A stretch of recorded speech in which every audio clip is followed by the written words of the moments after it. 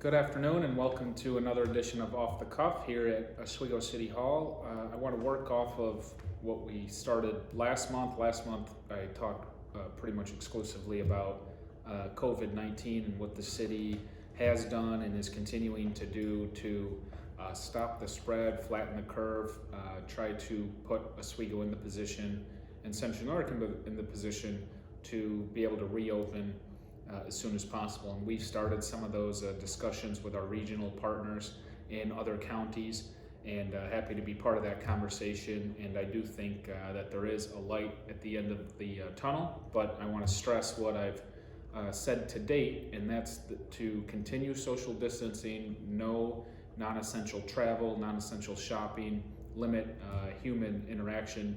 And the reason we want to keep doing that, I understand everybody's frustration and how this seems to just be grinding on, and it's getting extremely frustrating and aggravating. But I would just urge people to continue doing it for the next couple weeks, because when that May 15th date rolls around for the governor to make a decision on what to do about New York pause, we want Central New York to be in the position to be one of the regions that are able to be released, if you will, and able to turn that knob and restart the economy.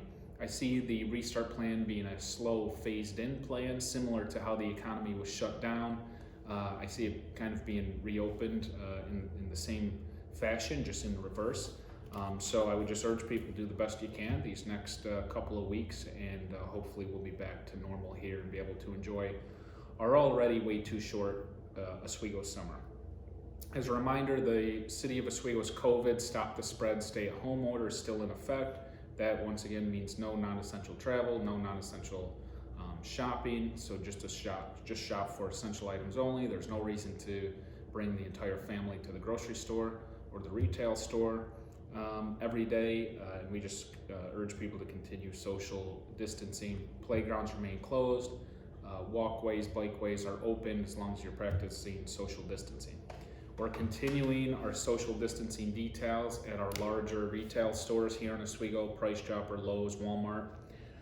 During those details, we are actually giving out free masks. OPD and OFD are at the doors of these facilities, educating people on why it's important to continue social distancing and how to practice social distancing inside the store, and giving you a free mask upon entry if you need it, and it's yours to keep. So we'll keep doing our best to encourage the right behavior. And then today, we actually kicked off what we're calling Takeout Tuesday, and we will continue to do that every Tuesday, where we will post on social media the restaurants here in Oswego that are still open and doing delivery or takeout, and encourage people to take out on Tuesdays, Thursdays, any day you can to support these businesses during this time. They need us now more than ever because of their restrictions, so it's important to support them if you can.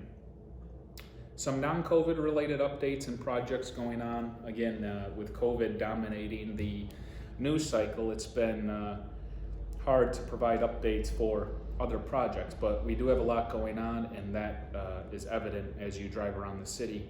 I'll start with the sewer separation project. That's the project you're noticing a lot of construction in downtown Oswego, particularly around Oswego City Hall.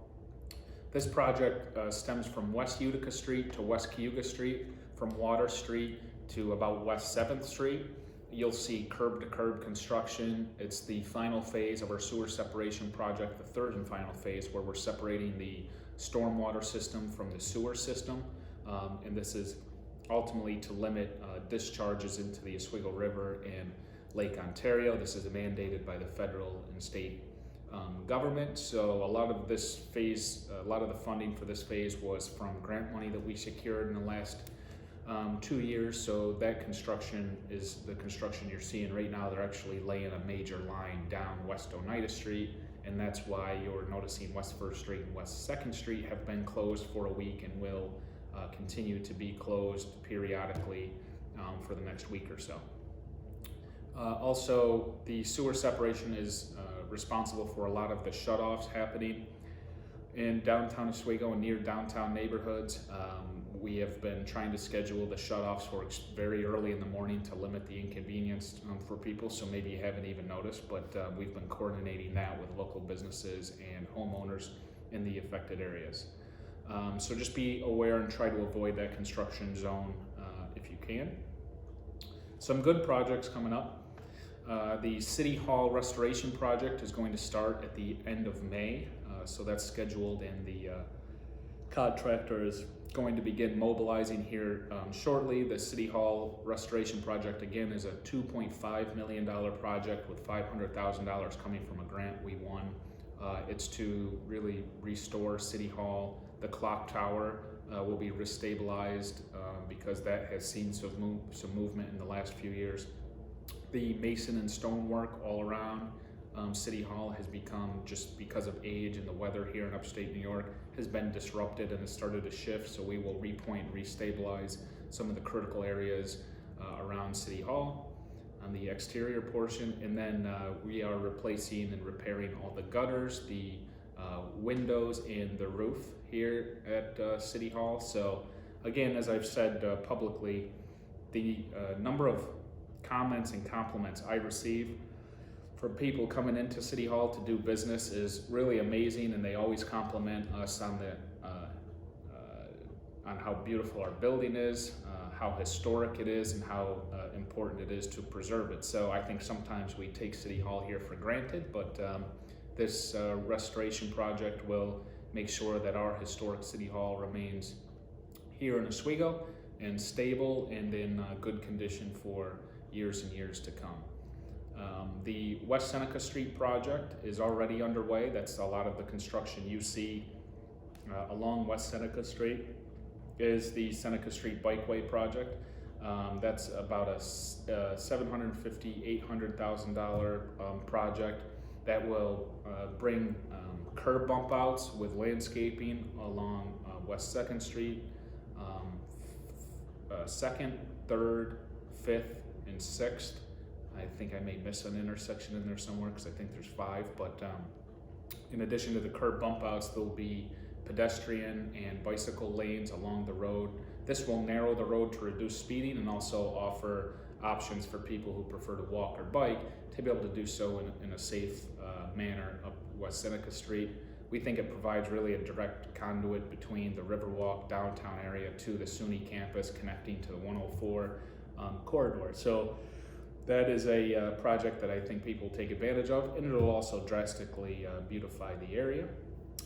The 2020 paving plan, it's about a $760,000 paving plan, will begin next week, in the middle of next week, so you'll see a lot of construction, a lot of roads being torn up, and then finally will be repaved throughout the month of May. So we're excited about that. Obviously, there's no shortage of roads that need to be done, so we announced the selected streets earlier this year, and we will begin that work next week. And finally, and perhaps most popular right now, is the work we're beginning at the Wright's Landing and International Marina. If you take a drive down to the marina, which I would discourage you from doing so just because there's so much construction, you'll see that we've started our Wright's Landing boater improvement project. These projects stem from a waterfront feasibility study we did back in 2016, where we talked to charter captains, boaters, sailors, and Oswego residents and talked about how we can improve Wright's Landing Marina and make it more marketable. So right now we're in the middle of totally renovating both bathroom facilities in Wright's Landing Marina. We're making the entire marina ADA accessible. We are going to demolish the existing pavilion and rebuild a new, more modern, state-of-the-art pavilion. We already completed the lighting project. We'll be constructing a boater access center. This will be an area where people who pull into our marina will be able to go visit this access center. There'll be a lobby with kiosks, and it'll be staffed for people to learn more about Oswego and be able to do any transaction they need to do. We're also putting in stone fire pits as well throughout the marina. So, and that's just phase one. In addition to this construction, we're currently preparing bids to go out for our READY and FEMA funding as well. We're about to start barging in stone to reinforce Breakback Park shoreline along Harbor Trail to prevent erosion and shoreline damage there.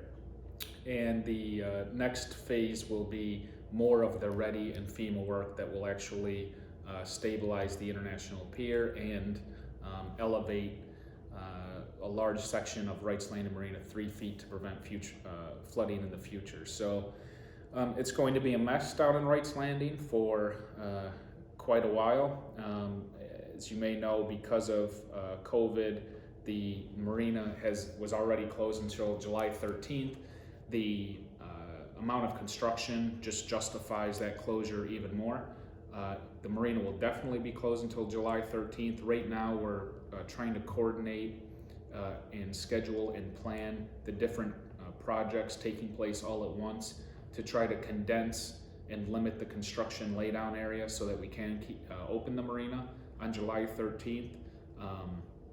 That is becoming extremely challenging as every project comes back and as the projects progress. We're just struggling to see a way where not only we can open the marina, but open the marina in a way that would actually be desirable for people to exist in the marina. It's one thing to open it and let people rent their slips or walk through the marina. It's another thing to actually allow that to be an enjoyable, safe experience. So the last thing we want to do is put boats in the slips and insert the public into the marina and have it be unsafe or have damage done to the vessels or just create dusty, dirty, loud, undesirable conditions that aren't suitable for boating or any recreational activity. So we're trying to work that all out now, doing the best we can, and that's why we're not rushing to a decision, and we'll have more along that front in the next few weeks. So that's pretty much the update, the summary of each project. Again, despite the COVID situation, I'm proud of the progress we're making in getting these construction projects going. I think while it's inconvenient and frustrating and aggravating to drive around the city and have so much work going on at once, the fact is the summer and the construction season here in Oswego is extremely limited. So just like last summer with the downtown, you're going to experience a lot of construction and inconveniences this year. But again, I truly believe that construction equals progress, and it's part of the growing pain when you're trying to transform a community. So please be patient. If you have any further questions about any of the projects, I can speak in more detail, either get a hold of my office or communicate with Oswego County today, and I can speak to a project more in depth next month.